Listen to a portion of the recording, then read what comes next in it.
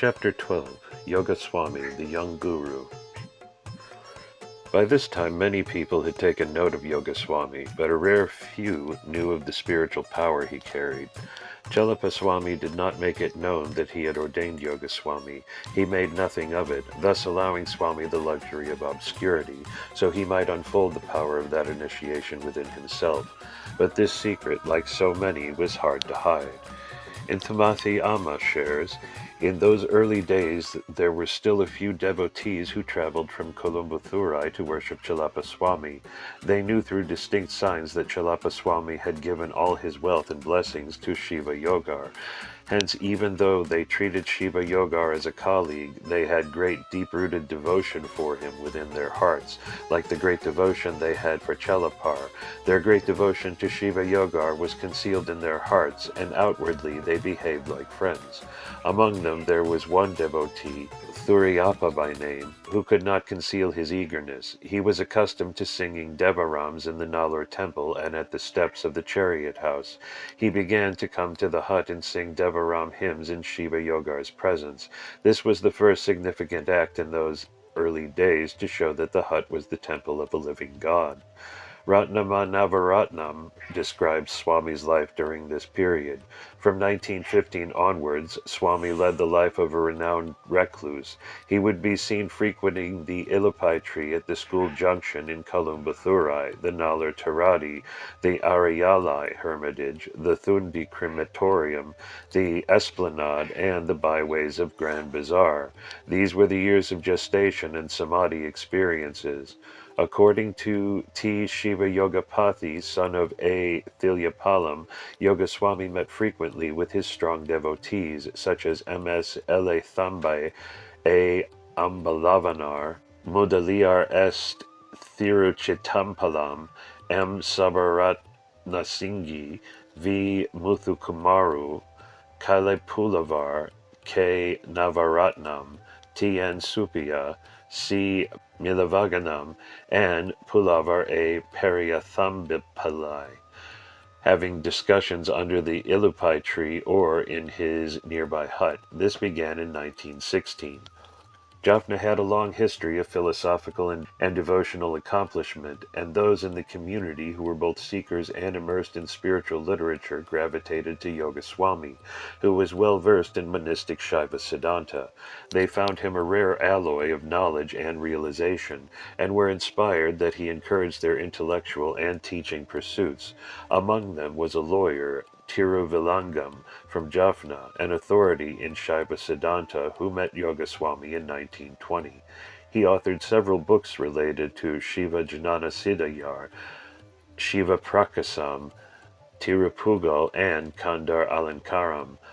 At the time he passed away in Colombo, Yoga Swami ran out of his ashram and looked towards the sky and shouted, "Tiruvilangam is now mixed with Shiva Sothi, light of Shiva."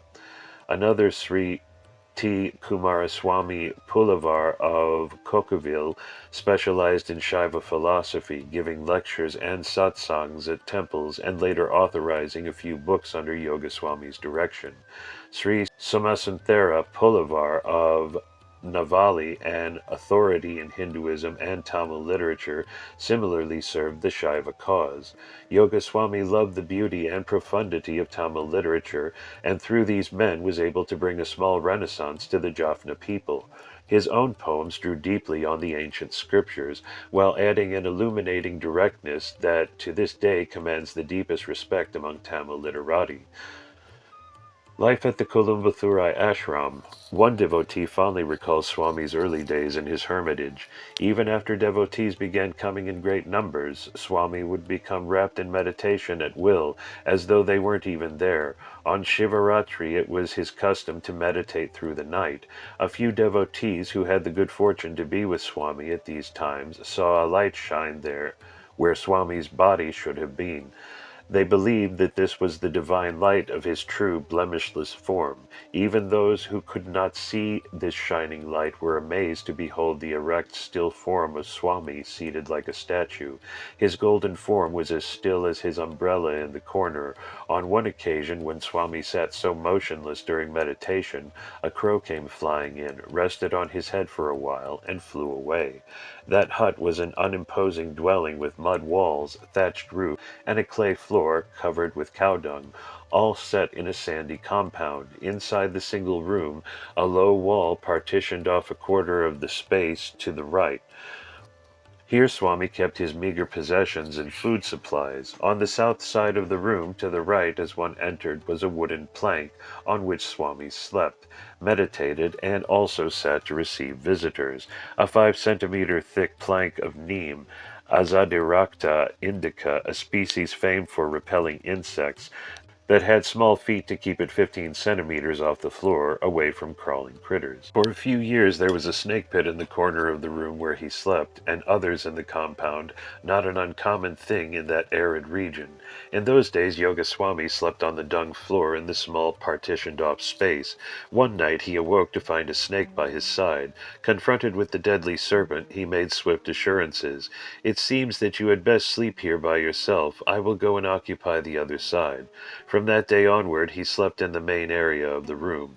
For some time Swami did not allow anyone to light a lamp inside the hut, though camphor was permitted to bring dim respite from the dark, and he never allowed anyone to modernize his hermitage, preferring its austere style, though every other year he allowed a few close devotees to rethatch the roof, which they did within a day's time. He would be driven by car to one of his favorite places while they took off the old thatch and replaced it with fresh materials, then cleaned the entire interior and put all of Swami's things neatly back into place. By 6 p.m. when he returned, the work was done. In the early 20s he consented to cementing the floor of the hut due to the increasing number of snakes coming up through the floor. The ilupai tree was 40 meters east of his hut on the other side of a small lane named Swamiyar Road. The north side of the hut bordered Main Road, on the other side of which stood Kolumbathurai Mahavidyalayam School and a Pilayar temple. In an alcove in the boundary wall of the temple's garden, Yoga Swami kept and worshipped the divine sandals of Chalapa Swami. Later, he installed his guru's Tiruvadi inside the hut in the northwest corner of the room, on a pedestal that also supported a small standing oil lamp, which he kept constantly lit. Each morning after his bath at the well, he adorned the sandals with flowers, and silently offering burning camphor to his Satguru, the sage who taught him to see all as it is, as himself. In front of his wooden seat and bed, on which he sat facing north to give darshan, he always kept certain items on the floor in front of him: a small camphor burner, and a few camphor tablets, a brass pot of fresh water, which only he used, and stainless steel tumbler for drinking, which served as a cover for the pot when not in use. Flowers from devotees were also placed on this spot. Inthumathi Amma describes life at the ashram. In the blessed hut where Yoga Swami sat, the Shaiva personage M. Tiruvilangam, who was well versed in the Shastras and followed the precepts of Shaivism, and other dignitaries, came and sat in silence. Sir Ponnambalam Ramanathan and other political leaders waited patiently in the compound of the ashram for the opening of the doors, with trembling and shivering hearts. Kailapulavar Navaratnam and other educators began to move round Yoga Swami. Tamil literary stalwarts like Somasunthara Pulavar and Ganeshayar stood with bowed heads in Swami's presence. Many who lived in Jaffna at that time, those who had studied thoroughly, ladies who were illiterate and who worked in the fields, those who drove bullock carts, in short, all and sundry began to flock round Swami. Even atheists and those who could not give up their alcohol and cigarettes prostrated before him. Christians, Buddhists, and those of the Islamic faith sought him. From every morning till midnight a stream of devotees came and went from that heavenly hut. From the dawn to dusk one could see cars, bullock carts, hand carts, all parked in a row on the road in front of the ashram. The only sounds in the early days were Thirayappa's Devaram at dawn and dusk.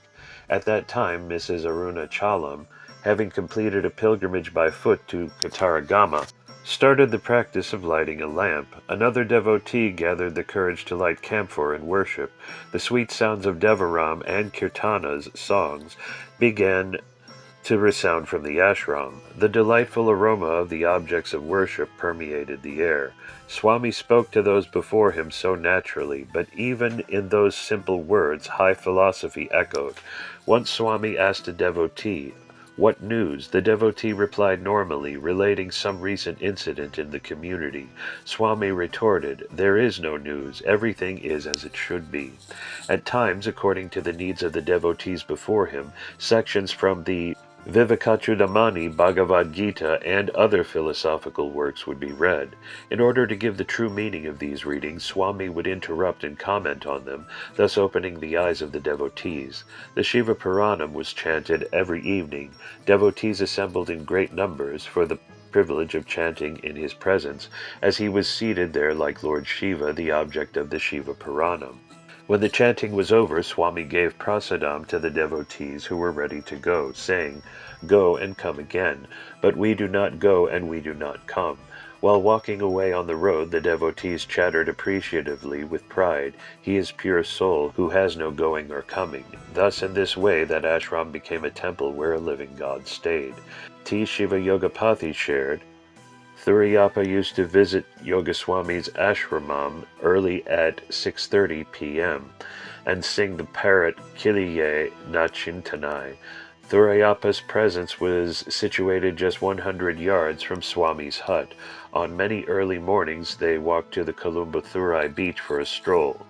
My beloved father told me that Thirugunan Sampanthar, Thuriyapa and Yogaswami went to the Panrithalaichi Amman temple every first Monday of the Tamil calendar month to offer pongal at the temple, worship, and enjoy pongal as their lunch before returning to Kolumbathurai ashram in the evening. They made the trip by bullock cart. Gradually, the hut became a regular place of pilgrimage for devotees from near and far. V. Muthukumara Swami, in Tamil Sages and Seers of Ceylon, tells what it was like to visit Swami's kutir. In my late teens, I remember visiting Yoga Swami at his hut at Kolumbathurai. There was the smell of incense and camphor. There were flowers of various hues, the shoe flower, the jasmine, the mulai, the red lotus, the champaka, and more. There was a deer skin on which sat Yoga Swami. The scene reminded one of sage Vishvamitra or sage Vashishta, mentioned in the Ramayana. Yogaswami had a flowing beard and his hair was silver. His eyes were magnetic. People came with various offerings, betel, areca nut, mangoes, pomegranates, pineapples, rice, and vegetables. Some came with prepared food, pitu, string hoppers, dosai, vadai, modakam, etc. Yogaswami would ask the people to be seated quietly, and a few devotees would distribute the offerings to the rest. Mr. Tambur, principal of Central College, paints a picture in S. Ampikaipakan's biography of Yogaswami. Darkness was setting in when we reached the junction of Kolumbathurai and Swamiyar streets, and we saw a divine being sitting under the shadow of the street kerosene lamp. He was wearing white veshti and sitting in Padmasana. Swamigal was indeed magnificent looking, like one of those ancient rishis, with his lion look, his smooth skin, white beard, and gray hair. When he emerged from his meditative state, his eyes were shining as a tiger's eyes reflected in the night. Then he started singing devotional songs as if a dam had opened into the ocean. For 2 hours it was like a hurricane blowing. Those songs came deep inside from his lungs. We and others were enchanted, and all stood mesmerized by his music. There was absolute silence and peace when he finished singing. at the Marketplace Temple. In the early 20s, Yogaswami took to spending time in front of the Shiva temple in Jaffna's Vanarpani district, the same temple Kadait Swami had frequented. Boons and blessings flow so abundantly here in the midst of Grand Bazaar that the temple became the richest of all of Ceylon, the richest in all of Ceylon, overflowing with devotees' gifts of land, jewels, and gold. Jaffna's goldsmith shops surround the site, bolstering the temple's staggering Shakti. India and Ceylon worked almost as one nation in those days, and cartloads of flowers arrived daily, offered by devotees of this temple living in India. Here Swami dissolved himself in the darshan of Thayalnayaki, Mother of the Universe, the Shakti of Shiva. Her shrine was not far from Shiva's, but more secluded, the Sanidhya much softer, offering a protectiveness he loved. He found this quiet, unlit corner of the temple a special refuge when he could meditate, compose spiritual hymns, and commune mystically with Chilapa Swami. In his reveries, he said, "All one needs is to hear the jingle of Thayalnayaki's anklets as she walks around the temple." He himself heard her anklets jingling and shared the following verse with devotees. "O Mother Thayalnayaki, this is an opportune moment, Mother. World famous is the great city of Vani, that you have come to Vani, Shivakami, of whom Kandaswami was born, O Mother Thayalnayaki." Though the temple was crowded with devotees, no one disturbed him. Worshippers revered his presence. Still, to one devotee, there was too much hustle and bustle for the inner work he sensed Yogaswami was engaged in. S.R. Kandia watched and waited over a period of weeks, then approached Swami while he was walking about after a long meditation. "Vanakam, Swami Gal, please forgive my boldness, but I have a storefront a short walk from here. It would be a great blessing to me if you would use it as your shelter." Yogaswami accepted and was seen there often. He began teaching a little too. Sitting on a simple wooden bench, he told passers-by that the mother's love is so powerful that it can dissolve you fully if you can hold yourself within it. Yogaswami was often seen around the nearby temple, worshipping Shiva and Thayalnayaki Amman. The Council of Rogues. In the 1920s and 30s, several professional men drew near, whom Swami endearingly called the most distinguished and learned council of rogues. He met with this devout and educated group, teachers, lawyers, doctors, and businessmen, roughly once a week at one of the members' large homes built at the same time and in the same neighborhood as the Varnarpanai Shivan temple. They were the core group of the future Shiva Thondan Nilayam. Swami was at ease with his council of rogues. In their company he could relax, and so could they. Often they took turns reading from Hindu scriptures. As they read, Yogaswami would stop them at crucial points to make comments.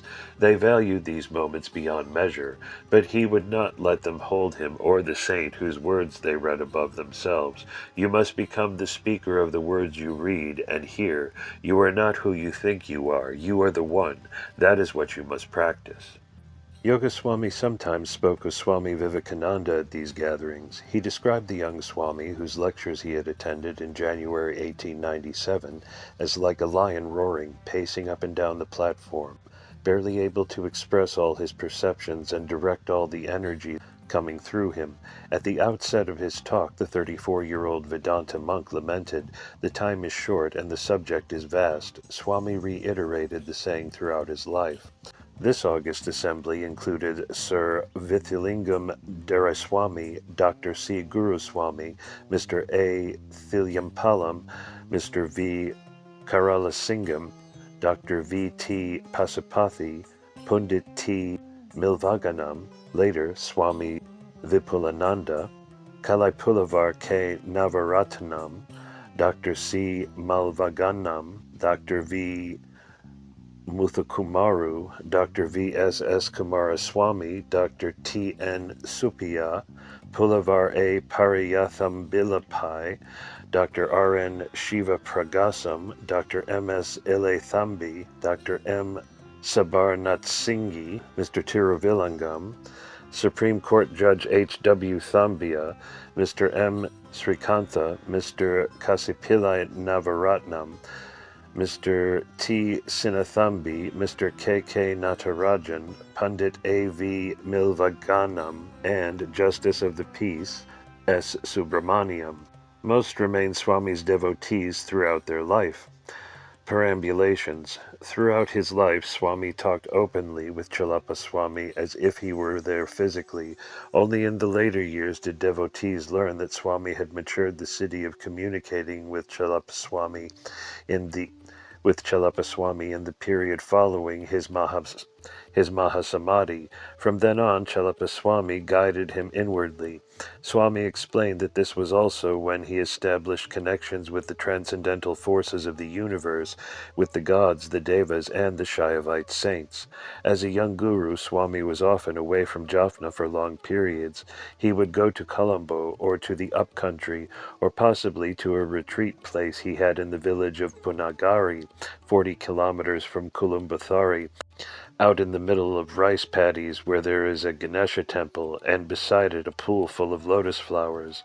On the other side of the temple stands a shady Kuruntha tree, the tree sacred and revered by Shaivites because under such a tree Saint Manikavasagar saw Lord Shiva as his guru. No one knew of this place, so Swami was not disturbed there, and would stay for days at a time. It was peaceful amid farmlands, with tireless farm workers all around. Swami loved to walk and would cover great distances throughout the Jaffna Peninsula. In later years, when droves of devotees began arriving at his gate, he would rise early before anyone appeared, grab his umbrella, and take to the unpaved roads, walking for hours without respite, visiting the sacred spots and often stopping for lunch at a devotee's home unannounced, only returning to his hut when he knew no one was there, or only the most devout. He was familiar with every street, every lane, every path. One day in the 1940s or 50s, there was a terrible storm in Jaffna. High winds drove intense rain for several days without ceasing. Trees were blown down and roads flooded. After the storm, Swami asked one of his close devotees to drive him around in order to survey the damage. Whenever they came to a place where the road was impassable, Swami would navigate another route, down narrow lanes that only locals knew. When the devotee expressed his astonishment at his geographical acumen, Swami explained, "This is my estate. I have walked every inch of it. No matter where he went, no matter how long he was gone, Yoga Swami always ended up back under the Illapai tree." Swami was a stout man, 5 feet 7 inches tall, an average height for Jaffna men in those days. Robust and strong, he could walk 60 kilometers in a day as a matter of routine, even into his 70s, and he was not averse to using his ominous presence and physical prowess to intimidate people he wanted to keep away. One devotee, Dr. S. Ramanathan, shares an unforgettable encounter. "I went to visit Swami in 1920 with advocate Somasundaram of Nallur. As a youngster, I was proficient in sword fighting and similar arts. As a result of these skills, I was a little arrogant. On my way to the ashram, Swami came to the middle of the road and felled me. I will never forget the incident. Even teachers of the martial arts cannot show that level of proficiency with their hands and legs. The only skill that gave me pride caused me to fall flat on the earth that day. Swami then took me to the ashram and showered me with love and affection. It was only in later years that I understood the divine sport that made me eat the dust on that road. Thereafter, whenever I traveled to Jaffna, I went to the ashram and obtained his darshan. Sometimes he would scold and chase me away. Whenever I went with the sole purpose of seeing him, he would greet me and show great affection. Most people kept their distance. If they saw Swami coming down the street, they hid or went the other way. People took long detours to avoid passing the Illapai tree. Sometimes, though, a curious, unwary person would venture close. Yoga Swami would scold in a booming voice. If that did not drive the intruder away, Swami would strike him to make sure his curiosity would not get the better of him again. Decades later, Satguru Shivaya Subramaniya Swami gave his insight on such outbursts of ire. They say that Yoga Swami used to get angry at people. People couldn't stand his wrath, but afterwards they would say that they had been blessed by it. How does this differ from the ordinary person's fiery anger, of blacks and reds with fire shooting out uncontrolled and uncontrollable? Yogaswami would send out white flames, lavender flames, in his righteous indignation. For the devotee's own good, he would say, I am going to cut out all of this terrible stuff within you. He would have the appearance that he had lost control of anger, but it would not be the anger of the indistinctive person. Rishis, they say, get very dominant and very angry. They use the word anger, but it would be more accurate to call it righteous indignation, a white flame. Then people feel that they are blessed, because afterwards they are totally free of what was bothering them before. It had been totally burnt out of them as a blessing. In those days, his hut in Kolumbathurai was far more remote and inaccessible than in later years. The road between Jaffna town and Swami's village was just a wide trail through overgrown bushes, and there were no houses for 3 or 4 kilometers. People feared robbers when they came there that way at night, so Swami was spared the faint of heart. Only ardent, fearless devotees dared the journey from Jaffna in the evenings. One night a few boys came. They had tried to catch Swami as he walked around Jaffna, but could not keep up with his swift stride. By the time they arrived, Yogaswami was lighting oil lamps for the evening. Ignoring them, he sang the sacred songs he recited each evening. Then he invited them into his hut and asked why they had come. They explained that they had recently taken their graduation exam. If they passed, they would be able to go on to the university, maybe abroad. The results had not been published, and they were worried. They had also begun feeling the weight of responsibilities they would soon assume as adults, and sensed that this night might be the proper time to make a pilgrimage to the sage of Kolumbathurai and seek his advice. They knew of the power of blessings that could come from such a soul. Quickly, Swami put the question of the exam results out of their minds. You are bright boys and good students. Why do you worry? You must never base your actions on fear. Swami knew they were at a point when they could stray from Dharma, as so many do at this age, but with proper direction they could develop a deeper understanding of their life's purpose. He spoke forth strong direction for their lives, urging them to continue to obey their parents, to remain chaste, and not to be taken in by any of the fanciness of the world. He described the ideal perspective to hold throughout life. There is no one above us or superior to us. Good and evil cannot touch us. For us, there is no beginning or end. We don't like or dislike. We don't desire material things. The play of the mind doesn't trouble us, nor are we limited by place or time or karma. We simply watch that which goes on around us. Raja Yogi prostrates. There lived a Brahmin named Shankarasupayar, respectively known as Raja Yogi. Born in Jaffna as a young man, he had left home for South India on a spiritual quest. For years he performed sadhana and received training in philosophy and public speaking. He matured as a brilliant on-Shiva Siddhanta. At Hindu temples on special days after the pujas, speakers and musicians perform in the courtyard. Raja Yogi would speak at such occasions throughout South India, elucidating the fine points of Shaivism, telling stories and explaining their meaning. People came from all over to hear his oration. In a dramatic yet simple style, he made the inner significance of Shaivite worship available to those who had been following the rituals without much understanding. Sometime in the early 1920s, the prodigal son returned to Jaffna, where he was widely known and highly regarded, even though he had not been home for years. Many Sri Lankans pilgrimaging through South India had heard him speak at the ancient stone temples. At last he was returning, a hero of sorts, to give a series of religious lectures. Raja Yogi landed by boat in Colombo, spent several weeks enthralling audiences in the capital, then set out for Jaffna by train. The whole community was excited. Such events rarely occurred in the quiet north. Representatives of the reception committee took the 8-hour train ride to Colombo to escort their celebrity home. The ladies decorated the train station in grand style for the reception, with thousands of flowers and palm leaves folded in decorative patterns. A new podium was built for the event, where dignitaries would give welcoming speeches, and the Pandit would offer his first address to the people of Jaffna. Each important religious and social group, and there are many in this region, brought lavish garlands with which to honor him. The air was thick with incense and the redolent perfume of roses and jasmine. As his arrival time neared, more and more people crowded onto the platform. Meanwhile, on the train, Raja Yogi was conversing with his host. noting how good it felt to be home again. But when the train stopped at Palai railway station, he suddenly fell silent, closed his eyes, and entered a deep, blissful state. His face glowed with contentment. After a few moments, he opened his eyes, clearly overwhelmed with his experience. The head of the entourage asked, "What happened? Are you all right?" Rajayogi sighed. "I felt a great jyoti board at the last station. This light is pervading the train." He turned inward again, relishing that darshan for the rest of the trip.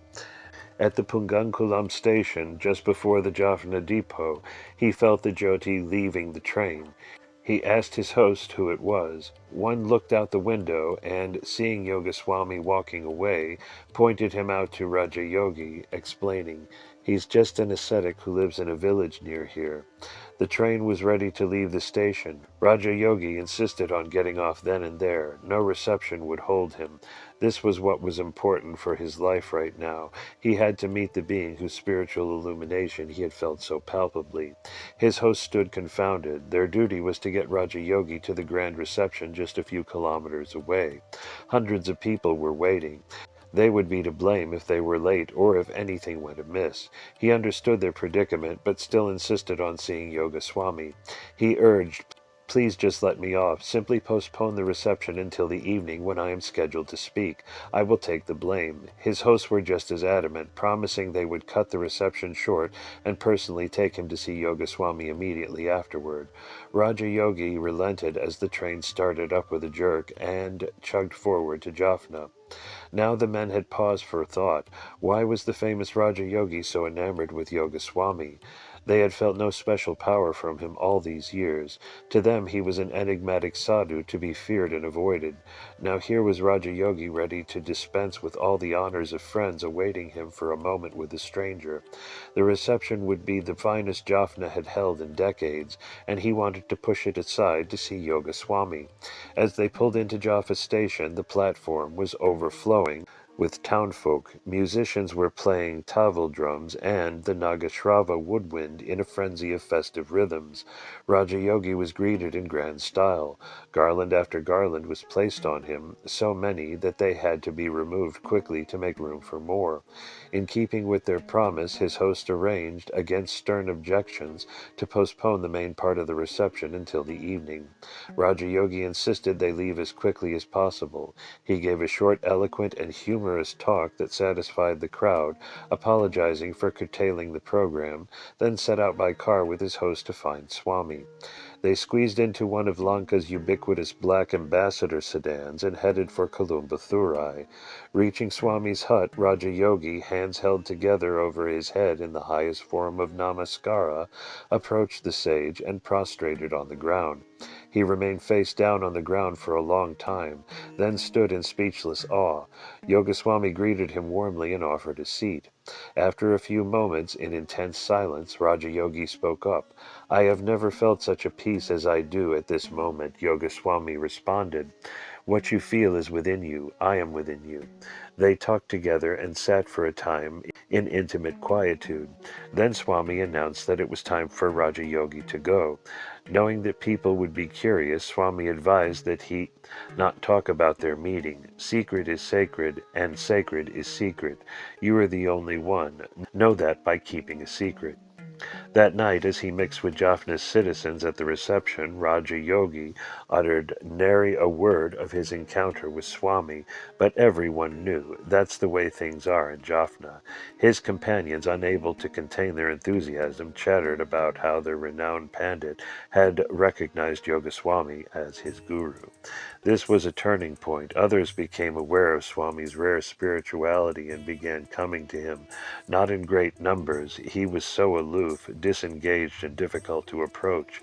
He lived an austere, reclusive life, constantly immersed in tapas, consciously cutting away every thread of attachment so that he could soar to the apex of existence, beyond time, form, space, and any movement of the mind. Working with seekers. Chelapa Swami had never allowed himself to be known as a guru. Yoga Swami knew the wisdom of that position. He understood that those who open themselves too soon and take on disciples before reaching sufficient maturity and stability in the highest chakras may develop into proud, self-serving men. Reaching an intermediary plateau in their unfoldment, they open themselves prematurely, stop their tapas, and spend all their time trying to bring others along the path. No matter how noble their intentions, these swamis are brought into unexpected suffering by the crowds who gather around them. They have neither the humility nor maturity to deal with the adoration and adulation that come, and carry these to the altar of the Supreme One within. Instead, they fall prey to spiritual pride and develop a new worldly ego that closes the door to their own progress on the path and renders them useless in any effort to guide others. Swami would not stumble into that abyss. Thus, during this time, he strove to purify himself, to complete his transformation, and establish himself so firmly in the self that he could serve as a worthy channel for God Shiva and all the deities, devas, and gurus living on the inner planes to assist and work through a Satguru on earth. He sat deep in samadhi, realizing the self, absolute reality, again and again and again. He spent his time around holy places, communing with the transcendental forces, or pilgrimaging from one place to another in obedience to inner orders. Intimathi Amma wrote of this period when more and more devotees began gathering around him. In a short time there was a big change in Shiva Yogar's attitude. Early morning one could hear the sounds of the compound in front of the hut. The floor of the hut was smeared with cow dung and appeared very clean. It was no longer a dilapidated hut where snakes dwelt. In the northern room the divine sandals appeared bedecked with flowers. Wherever Shiva Yogar was seen on the road, his glistening silver-white hair was tied into a neat knot. The holy ash which he generously spread on his forehead shone in the sunlight. The shawl thrown over his shoulder dangled in a delightful way. He had in his hand an umbrella, a symbol of his protection to all. At that time he frequented the then famous Shan Muganathan book depot. Those coming there in search of knowledge were attracted by Swami, the embodiment of wisdom. To those mature souls he would say, instead of delving deep into the sciences and arts, turn your mind within you and study the heart within you.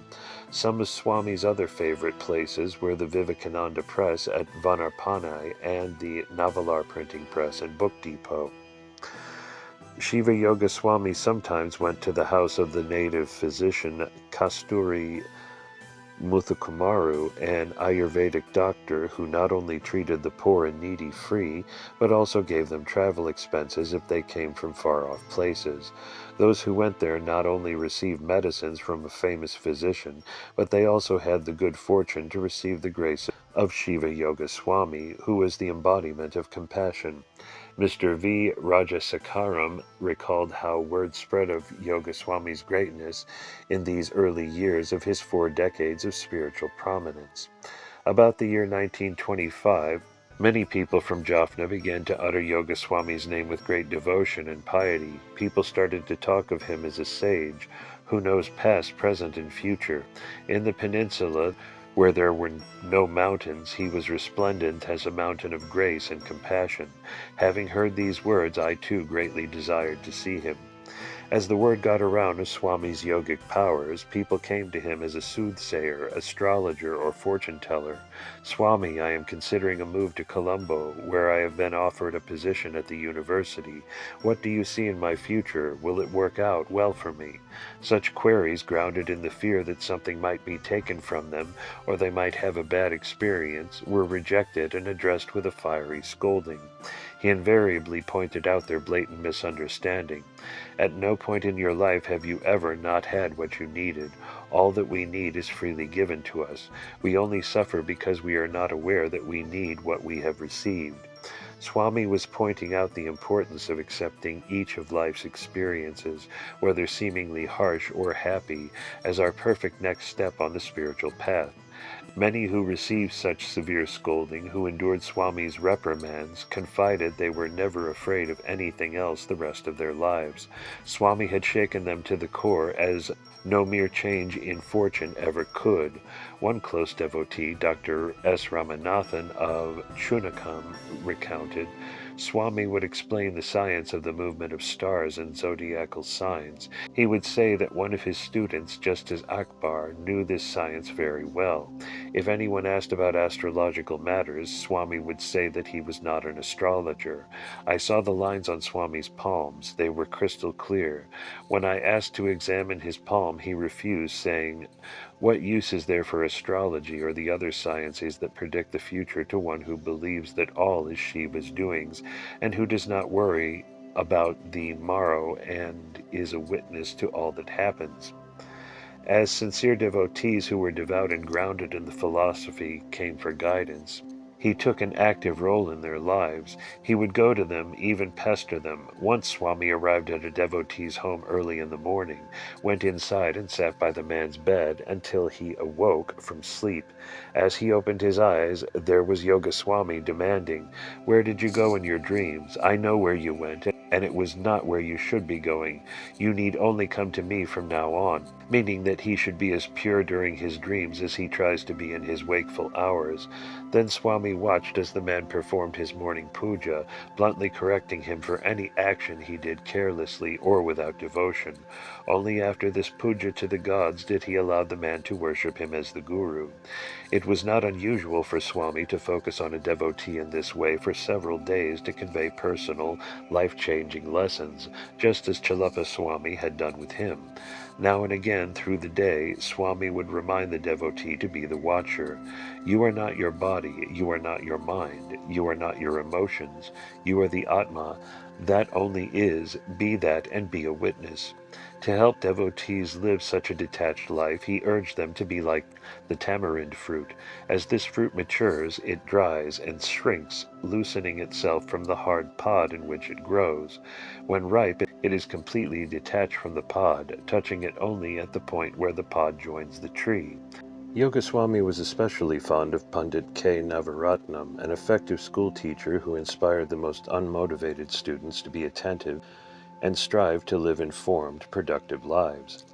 Swami often arrived at his home early in the morning. They would sit together quietly for some time, then go on long walks before school opened. On occasion, Swami would wait in the park outside the school in case the teacher had some free time. While he sat there, people gathered around him and sang holy songs. The melodies would waft into the classrooms. The two sometimes sat with devotees in Mutavali and read books by Swami Vivekananda and Aurobindo. Swami encouraged Navaratnam's scholarly skills and brought books for him to read. One day Swami told him he should write books himself about Hinduism, to be read by those coming to Hinduism from the West. Hence, through the years, Pandit wrote excellent books about many aspects of Hinduism, most notably Studies in Hinduism. Swami forbade him to mention his name, though so the books mention many sages and saints, but not Yoga Swami. Pandit was a popular mentor for most of the principals and teachers of Jaffna schools. He was so respected by the Hindu community that he was given the title Kauai, meaning a master in poems and songs related to Tamil literature and Hindu philosophy. On the night of Mahasivaratri in 1929, he and Yoga Swami sat together in meditation from 6 p.m. to 5 a.m. Chapter 13. Chalachi Ammayar. One of Yoga Swami's contemporaries was a saint named Chalachi Ammayar, whose home had become like an ashram. She was born in 1863, the same year Swami Vivekananda entered this world.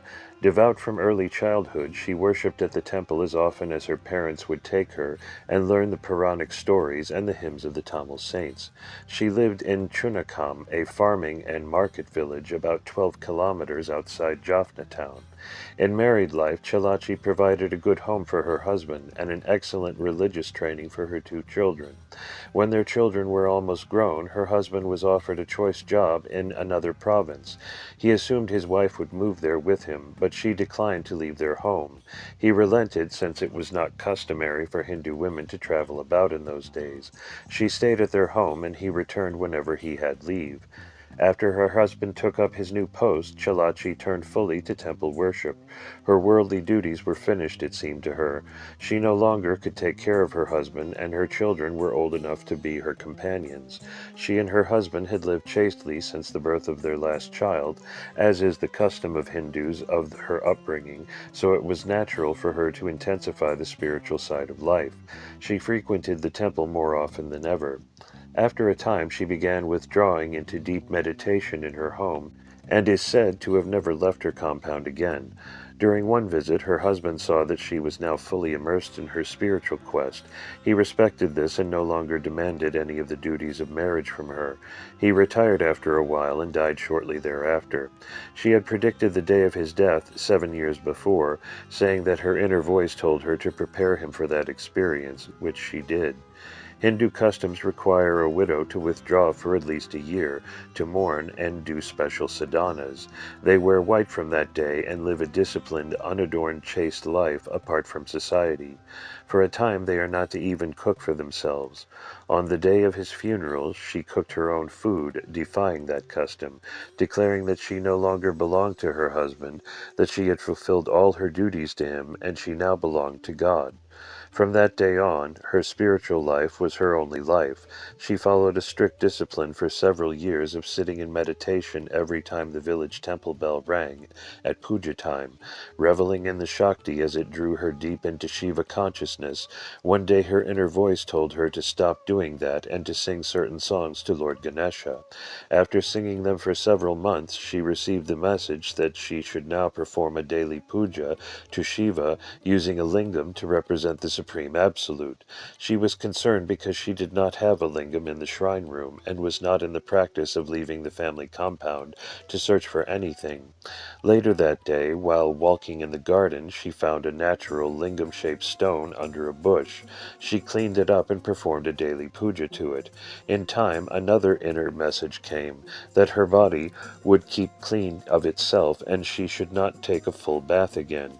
She was not to go to the well and pour water over herself as she had done her whole life. She obeyed, never bathing again. Her gray hair, which knew no comb from that day, grew long and tangled. People who came to see her still remember the matted locks. Otherwise, she was perfectly clean and had a pleasant, radiant appearance. Inner instructions came one day to stop performing the puja and to practice Shiva dhyana, meditation on Shiva as the Absolute. Shiva puja had filled her with great joy during this period, and she saw no harm in worshipping the Shiva lingam just one more time. The puja began, but Chalachi could not carry on. Devotees would later share her tale that she was physically thrown 6 meters from the lingam when her water offering touched the stone. After that experience, Chalachi Ammayar followed her inner orders with renewed strictness. At one point, directions came that she should prepare to go into the deepest samadhi, God realization, direct encounter with the divine. Instructions came to tell all members of the household that she would be sitting in meditation in the shrine room for a long time, and should not be disturbed for any reason. She carefully explained this to each one individually. Then, entering her shrine room, Chalachi sat in perfect stillness, controlling her breathing for several days. Sometimes she would breathe very slowly and quietly. At other times her breathing would stop altogether. For several days she sat in that profound state. After 3 days of observing that, Chalachi seemed to be not breathing at all. A relative grew concerned that she had died.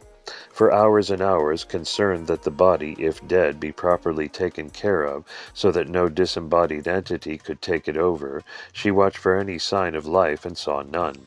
Finally, she cautiously approached Chalachi Ammayar, opened her mouth, and pulled out her tongue to see if it exhibited the telltale signs of death.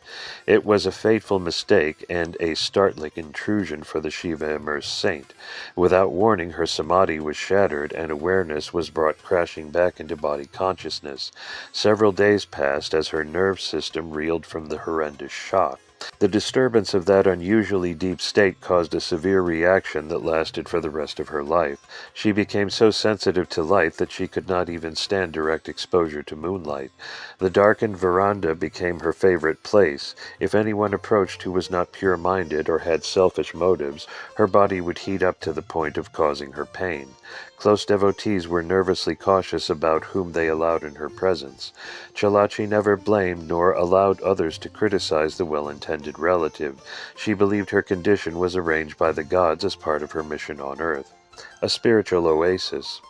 Her ashram-like home radiated peace and stability. Yogaswami visited there frequently beginning around 1914. She was his elder by 9 years, and he regarded her as a spiritual mentor. She addressed him as Thambi, meaning younger brother. Once she told a devotee that only by virtue of that shocking experience of having her samadhi interrupted did Yogaswami come to take her farther within than she could have gone without his grace. No one knows for certain in what way each influenced the other's spiritual work, but their mutual respect and reverence was undeniable. The informal meditation and satsanga gatherings held randomly every month or so were attended by Yogaswami and a few close devotees, including Kalaipulavar K. Navaratnam, Sir Vaitilingam Dureswami, and Dr. S. Ramanathan.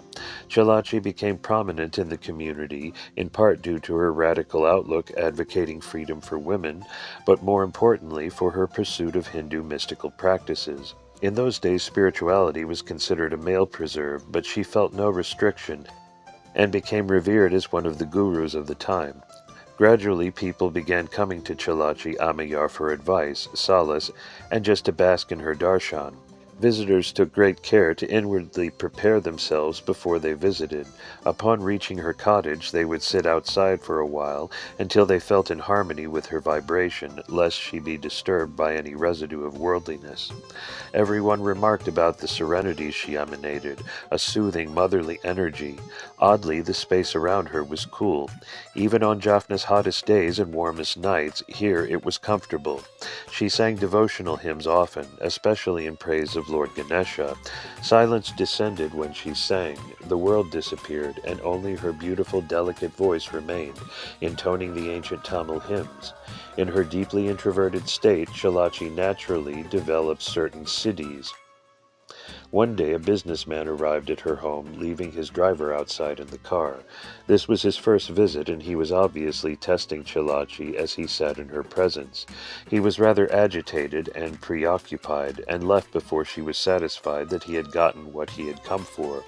Returning to his car, he ordered the driver to go, but the engine would not start. As the driver tried and tried, the man grew exasperated, even angry, because the car was new and should have been in perfect condition. Finally, he barked to the driver, "Go, find someone who can make the necessary repairs," then returned to the veranda to sit with the saint. Now that he had nowhere to go, nothing to do, the sublime peace he had heard about flooded his being, washing through him like a gentle wave. After what seemed a long time, he heard her sweet voice. "You can go now." Refreshed and rejuvenated, he stood up and honored her with hands pressed together in Anjali Mudra. Floating down the steps, seeing that the driver had not yet returned, he got into the driver's seat and turned the key. The engine started on the first try. Many who came sought to be healed. For such visitors, Chalachi had a special routine. She would observe a few moments of silence, as if sensing the ailment, then instruct the visitor, "Go to the well and drink some water," or "Go and bathe with the pure water from the well." A change in living conditions or diet was often part of her prescription. Many ailments, some quite serious, would vanish in the weeks to come. Family wells are outdoors here, an 8-foot diameter hole, rock-clad, with a simple coconut tree log holding a wooden bucket that fetches the water from the 3 meters or more below the ground. Once a young village boy suffered from a raging fever.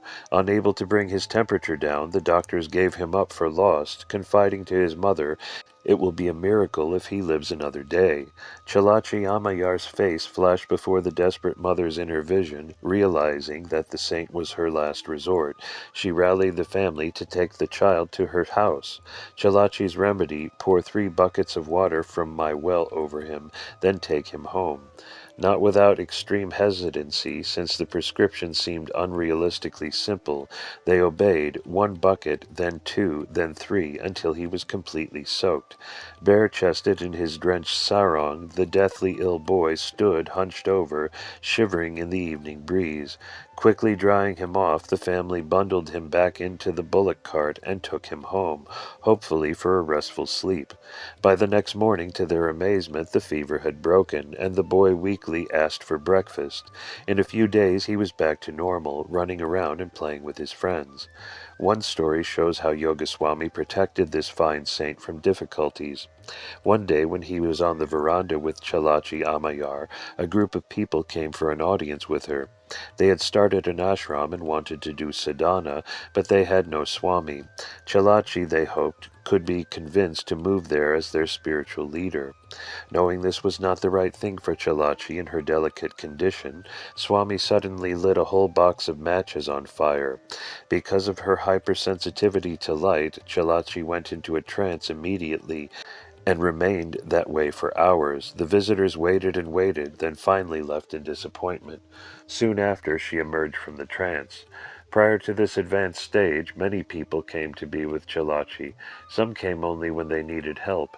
Others came more often just to be with her. A few came in search of enlightenment. She spent most of her time with these few. She gave them disciplines to follow and discussed profound topics with them. Kandiya Chettiar was one of her disciples who sought the ultimate goal. He was a teacher of English hailing from Alavedi village, a 30-year-old man of deep spirituality who would later in life introduce Shivaya Subramania Swami to Shiva Yoga Swami and thus secure a key link in the Parampara's chain of succession. Amayar trained him with bold strictness. One of the special sadhanas she had him perform for years was to sleep on a narrow wooden bench. If he rolled over even slightly to the left or the right, he would fall to the floor. So he learned to sleep the entire night without moving. One would see him lie down, fold his hands over his chest, and immediately fall asleep. In the morning he would be in exactly the same pose. One day Chettiar was transplanting a young palm tree near a temple. He had dug the soil out around the tree quite deeply, but was unable to uproot the palm. He just couldn't get enough leverage. It was nearing noon, and the scorching heat was almost unbearable. He was tired, sweaty, and looking forward to lunch. Suddenly it dawned on him he could tie a stout pole horizontally to either side of the tree, lash the poles together, then pry against a nearby short piece of log to wrench the tree from the ground. Rushing to the rear of the temple where supplies are kept, he spotted the 2 smooth ilupai wood poles that are used to carry the parade deity on festival days. Perfect, he thought, taking possession of the poles and some hemp rope. He rigged the poles as he had visualized, placing the short log upright under one end of the pair of poles, then took hold of the other end and pushed up with all his might. It worked. With the extra leverage, he separated the root ball from the earth. Then, pulling on the poles, he dragged the palm to its new hole and set it in place. He then cleaned the poles and returned them to the temple. Good work, he complimented himself, walking home for a well-deserved bath and rice and curry lunch that his wife had prepared for him. The next day, when he went to see Chalachi, she greeted him with a thorough scolding. Why had he used the special poles for his landscaping, artifacts that have been held sacred for over 100 years? What was he thinking? This was not good at all. The poles were made for one purpose and should be reserved for that alone, she admonished. By using them as you did, you desecrated them. They can't be used again in the temple until they are properly purified and reconsecrated, she said, and sent him away immediately to perform that duty. Make God the center of your life. Chalachi Amayar was a gifted teacher. She spoke from her own experience about how important it is to follow the dictates of the divine voice within oneself and the divine laws that were perceived by the rishis. When people came to her who were having problems, she would always look to see where they were stepping outside the flow of life prescribed by the scriptures. She said, "That is how the ego is born and gains its strength." When you begin to twist what you perceived, what you know from within yourself is right, when you step off the path of virtue, then you build up the I, and that I separates you from all of life and from that which is the very spring of life. She spoke in a quiet, thin voice, as though she were too sensitive to hear herself speaking, but it had a piercing resonance, and everyone took note of all she said. If you live life for its own sake, you have missed the purpose of living, for life is to be lived for the glory of God, and only God must be the center of life. Being obedient to the voice of the Guru within yourself is more important than life itself. Yogaswami often echoed those sagely words. The spiritual path is a narrow bridge of hair over a river of fire, was one of her well-known adages. It cautioned of the tenuous nature of the path and the abounding distractions that deter seekers.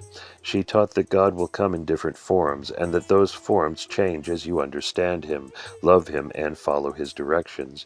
You will see more and more clearly, and finally you will be so pure that you will be only that. During the first decade of his association with Chalachi Ammayar, Yogaswami was still hidden from public view. While in her company and in transcendental communication with Chalapa Swami, he brought his teachings into articulation.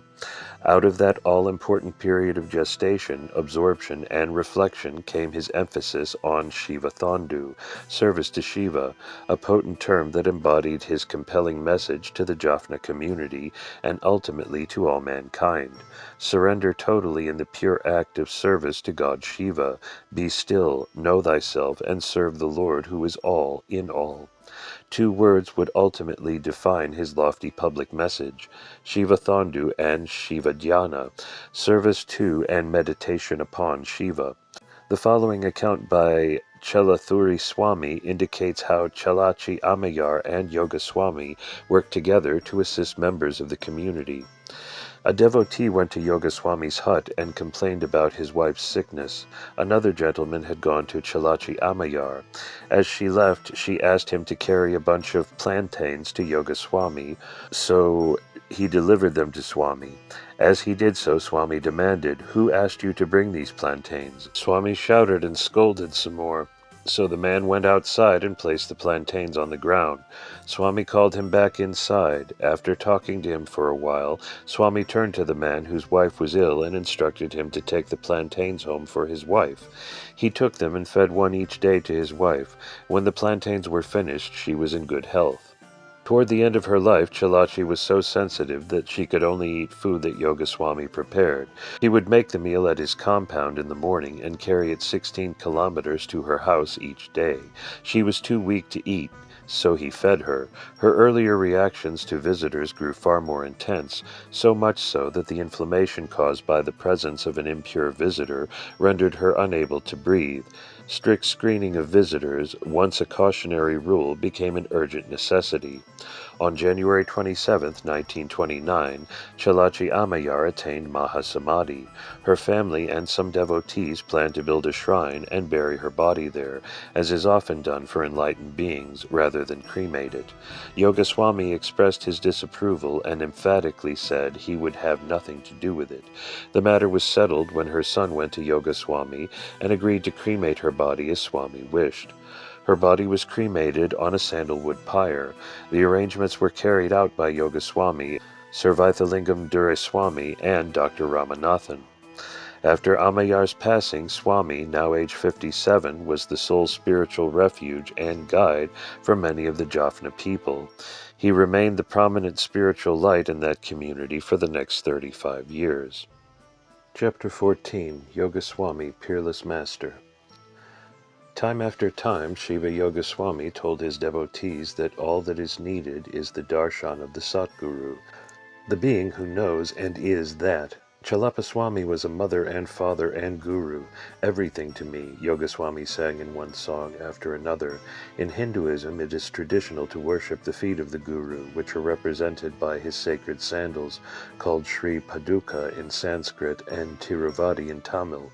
Why? Some say that the power that resides in the guru's nervous system flows out through his hands and feet, and thus the feet are a way to connect with that pure power.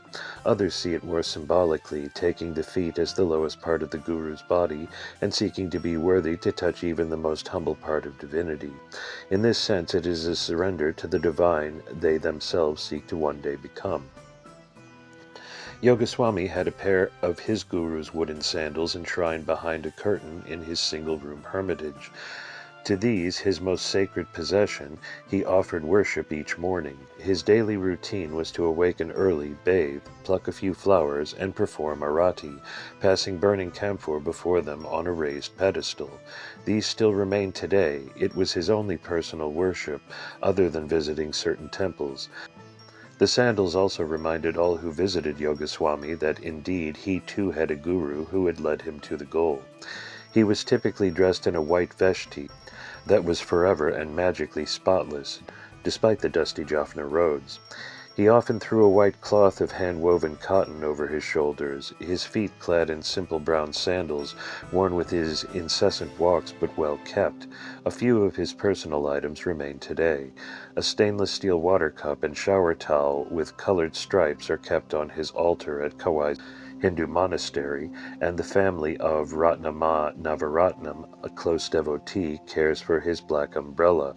Dr. S. Ramanathan gave the following insights into Swami's daily habits. Swami kept his body clean. He would not bathe for long hours, but always washed himself. A soft, sweet scent would always emanate from him. Early morning, he would take a cup of tea with milk. At noon, he would eat rice. The way he prepared rice was very clean, but he never bothered about taste. By observing for many days the way he ate the rice, I deduced that he ate as a matter of habit, and that it was not necessary for him to eat. When he ate, I always thought, "Salutations unto him who never ate and who never slept."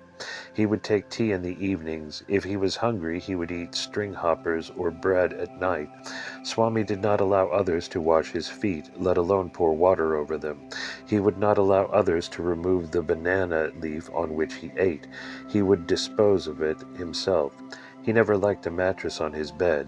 He did not like others to honor him as a Swami. He would often say, "Do not make me a Swami." S. Ampikaipakan provides the following details. Swamigal was very particular in taking care of his body. He did not want to trouble others by becoming sick. He was careful in the food he ate. As he preached, he ate moderately, saying, "Even if God gives you food, do not eat when you are not hungry." Some says he did not eat all day, and sometimes he ate only a bun. Before he ate, he washed his hands, legs, and face, and applied holy ash to his forehead and body. One day, Swami Gal saw a Brahmin teacher in a restaurant sitting to eat after just washing his fingers. He admonished him, "You are a Brahmin. You should know that one should wash one's face, legs, and apply holy ash before eating. Since you are a teacher, you should be an example to your students." Good thoughts, inner orders. Shiva Yoga Swami taught each devotee the proper manner of worship that would eventually empower him to see the divine within himself, and by talking or singing of his own guru, Chalapa Swami, he also taught about worshipping the guru. Often he would sing spontaneously. Sometimes he would arrive at a devotee's house with a song written down that had come to him from within. Invariably, someone would write down what he was singing and hand the song around. Eventually, a selection of songs and writings were published in a book called Nachintanai, a Tamil word meaning good thoughts, in 1959, with a second, expanded edition in 1962. Swami's teachings explore the mysteries of yoga, disclose the divine experiences on the path, and praise Chalapa Swami and the Mahadevas, especially the Supreme Lord Shiva, avoiding the intricate complexities of the Tamil language, but instead using charmingly simple vocabulary and phrasing. In all, Swami's compositions consist of 385 Nachintanai songs, 20 letters called Tirumuham, and about 1,500 sayings, or Arul Vachakam. Our Guru Nathan, the very first song in Nachintanai, relates the teachings of Chalapa Swami and projects to everyone who sings it the depth of Yoga Swami's affection for the soul who brought him into the light and into deeper realizations. It begins, "He made me to know myself, our Guru Nathan. On my head both feet he placed, our Guru Nathan. Father, Mother, Guru, he, our Guru Nathan. All the world he made me rule, our Guru Nathan. Previous karma he removed, our Guru Nathan. Even the three can't comprehend our Guru Nathan. He sees neither good nor bad, our Guru Nathan. As I am he manifests, our Guru Nathan. Yogaswami worked intuitively, responding to those who came according to inner orders. In explaining this process, he once said, I do nothing, I can do nothing. Everything you see, that is done by what comes from within. Another time he said, when you come here, what will happen was settled long ago. We go through it, you bring it, but it all happened long ago. Sit and be a witness. Swami explained the process. When you are pure, you live like water on a lotus leaf. Do what is necessary, what comes to you to do. Then go out on the next order you receive, and then to the next that comes. He advised, boldly act when you receive orders from within. You need not wait until all details are in order. If you wait for everything to be worked out, you may miss your chance. Have faith and do the work that comes from within. Money will trail after you if you are responding to divine orders. Helpers will come, everything will come. You have only to follow carefully that which comes from within. When asked how to find one's inner voice, he said, Suma Iru, be still, and what you need will come to you. Suma Iru was his constant command. He practiced it and heeded the answers that came. Someone would ask him a question, and he would wait to feel his orders. If he felt no orders, he would do nothing until orders came. Once a man drove up to Swami as he was walking through town and asked if he could drive him anywhere. No orders, Swami replied, and waved the man on. A few minutes later, the driver came by and stopped again. Now I have my orders, Swami said, and got into the car. Sometime in the 1930s, two elderly German matrons set sail for India in search of truth, light, and the good path. For months they endured arid austerities and boiled water as they searched out and spoke with every sadhu and holy man they could find. Their itinerary included Tiruvannamalai, the popular destination for seekers, where the renowned mystic and master of Advaita, Ramana Maharishi, had lived for decades on the sacred Arunachala hill in a humble ashram. Traveling south, they eventually crossed the Palk Strait and entered Ceylon. From Colombo, they made their way north to Jaffna, where it was said one of the great ones lived. Locals stared unabashedly as the pair navigated dusty roads in long frilly dresses, lace gloves, and sun-thwarting parasols of dubious design. They found Yogaswami in his small thatched hut. Offering their obeisances, the two seekers sat on the woven mat he offered and drank dark Ceylon tea with the dark-skinned master, who listened to the story of their pilgrimage and to their queries about the nature of truth. So you ask these same questions to others? Yogaswami inquired. Yes, Swami, they replied. What did Ramana Maharishi tell you then? Intrigued that Swami knew of their visit, the elder responded, His only words to us were, one God, one world. I can do no better than that. You may go, Yogaswami said abruptly.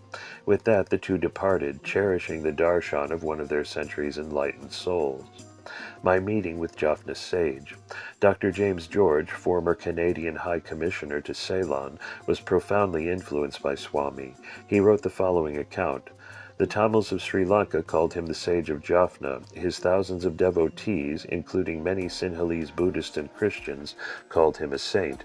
Some of those closest to him referred to him as the old lion, or Bodhidharma reborn, for he could be very fierce and unpredictable, chasing away unwelcome supplicants with a stick. I just called him Swami. He was my introduction to Hinduism in its pure Vedanta form, and my teacher for the nearly 4 years I served as the Canadian High Commissioner in what was still called Ceylon in the early 60s when I was there. For the previous 10 years I had been apprenticed in the Gurdjieff work, and it was through a former student of P.D. Uspensky, James Ramsbotham, Lord Salisbury, and his brother Peter, that one hot afternoon, not long after our arrival in Ceylon, I found myself outside a modest thatched hut in Jaffna on the northern shore of Ceylon to keep my first appointment with Yogaswami. I knocked quietly on the door, and a voice from within roared, "Is that the Canadian High Commissioner?" I opened the door to find him seated cross-legged on the floor, an erect, commanding presence, clad in a white robe, with a generous topping of white hair and long white beard. "Well, Swami," I began, "that is just what I do, not what I am." "Then come and sit with me," he laughed uproariously. I felt bonded with him from that moment. He helped me to go deeper towards the discovery of who I am, and to identify less with the role I played. Indeed, like his great Tamil contemporary, Ramana Maharishi of Arunachalam in South India, Yogaswami used "Who am I?" as a mantra, as well as an existential question. He often chided me for running around the country, attending one official function after another, and neglecting the practice of sitting in meditation. When I got back to Ceylon from home leave in Canada, after visiting on the way around the planet, France, Canada, Japan, Indonesia, and Cambodia, he sat me down firmly beside him and told me that I was spending my life energy uselessly, looking always outward for what could only be found within.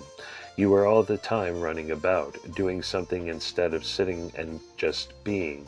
Why don't you sit at home and confront yourself as you are, asking yourself, not me, who am I?